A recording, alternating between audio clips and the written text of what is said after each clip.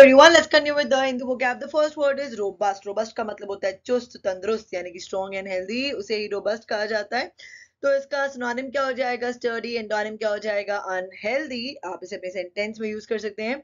She was in robust health. The next one is parameter. Parameter का मतलब होता है किसी काम को करने का तरीका, उसे ही पैरामीटर कहा जाता है. यानी कि समथिंग दैट डिसाइड्स और limits the way in which something can be done. तो इसका सिनोनिम क्या हो जाएगा? फ्रेमवर्क. आप इसे अपने सेंटेंस में यूज कर सकते हैं. The key parameter for employment in the company is computer programming experience. The next one is churlish. Churlish का मतलब होता है अगर आप किसी को churlish बोलते हैं ना, तो मतलब कि वो पर्सन अनफ्रेंडली है, बैड टेम्पर्ड है, इम्पोलाइट है, बेसिकली बदतमीज है, यानी कि ना अशिष्ट, उसे ही churlish कहा जाता है. तो इसका सिनोनिम क्या हो जाएगा? रूड. एंटोनिम क्या हो जाएगा? पोलाइट. आप इसे अपने सेंटेंस में यूज कर सकते हैं. If you are going to be churlish about going with me to the ballet, I would prefer to just go by myself. The next one is subsequent. Subsequent का मतलब होता है afterwards, यानी कि ना बाद में, उसे ही subsequent कहा जाता है. तो इसका synonym क्या हो जाएगा? Later. Antonym क्या हो जाएगा? Before. आप इसे अपने sentence में use कर सकते हैं. In subsequent years, scientists hope to be able to find additional cure for the disease. The next one. Reluctance. Reluctance का मतलब होता है not wanting to do something because you are not sure it is the right thing to do. यानी कि ना कोई काम करने के लिए आप है ना श्योर नहीं है, या तो आप वो करना नहीं चाहते बिकॉज आपको नहीं पता कि वो सही चीज है कि नहीं, उसे रिलक्टेंस कहा जाता है. यानी कि ना हिचकिचाहट. तो इसका सिनोनिम क्या हो जाएगा? हेजिटेंट. एंटोनिम क्या हो जाएगा? इंक्लाइंड. आप इसे अपने सेंटेंस में यूज कर सकते हैं.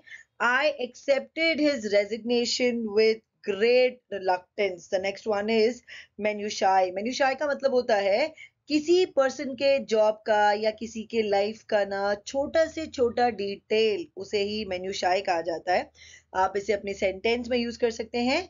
Much of his early work is concerned with the minutiae of rural life. The next one is domain. Domain का मतलब होता है एन एरिया ऑफ नॉलेज और एक्टिविटी, उसे ही डोमेन कहा जाता है, यानी कि ज्ञान या कार्य का क्षेत्र. तो इसका सिनोनिम क्या हो जाएगा? रेल्म. आप इसे अपने सेंटेंस में यूज कर सकते हैं. I don't do any gardening, that's my wives domain. The next one is erroneous. Erroneous का मतलब होता है कोई चीज अगर सही नहीं है ना, तो उसे ही एरोनियस कहा जाता है, यानी कि ना अशुद्ध, गलत सूचना पर आधारित. तो इसका सिनोनिम क्या हो जाएगा? इनएक्यूरेट. एंटोनिम क्या हो जाएगा? एक्यूरेट. आप इसे अपनी सेंटेंस में यूज कर सकते हैं.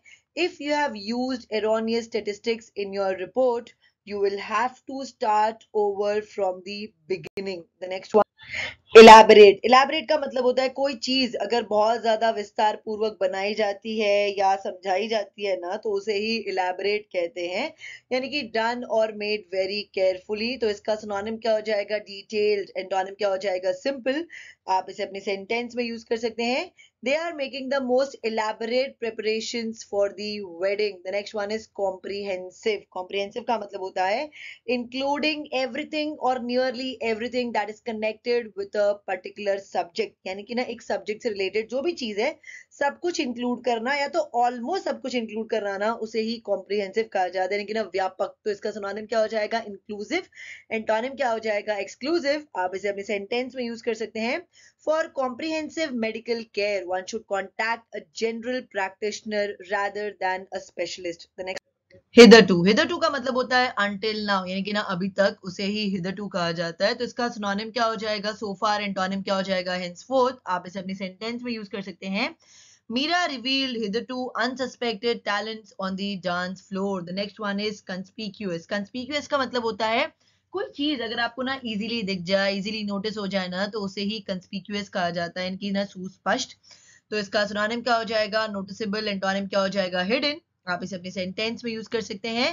He was conspicuous as usual with a big yellow bow tie. The next one is prevalence. Prevalence का मतलब होता है the quality of prevailing generally being widespread, उसे ही prevalence कहा जाता है. तो इसका सिनोनिम क्या हो जाएगा? commonness. एंटोनिम क्या हो जाएगा? uncommonness.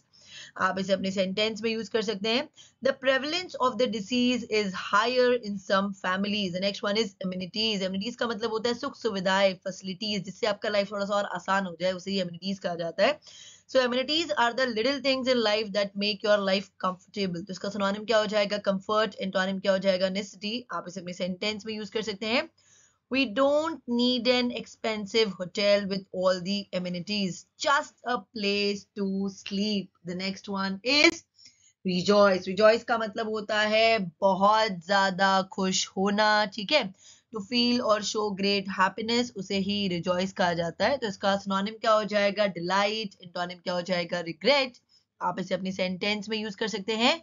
Everyone rejoiced at the news of his safe return. That's it for today. अगर आपको वीडियो अच्छा लगा तो इसे लाइक करें, शेयर करें, कमेंट करें, साथ ही साथ मेरे चैनल को सब्सक्राइब करें। Thank you.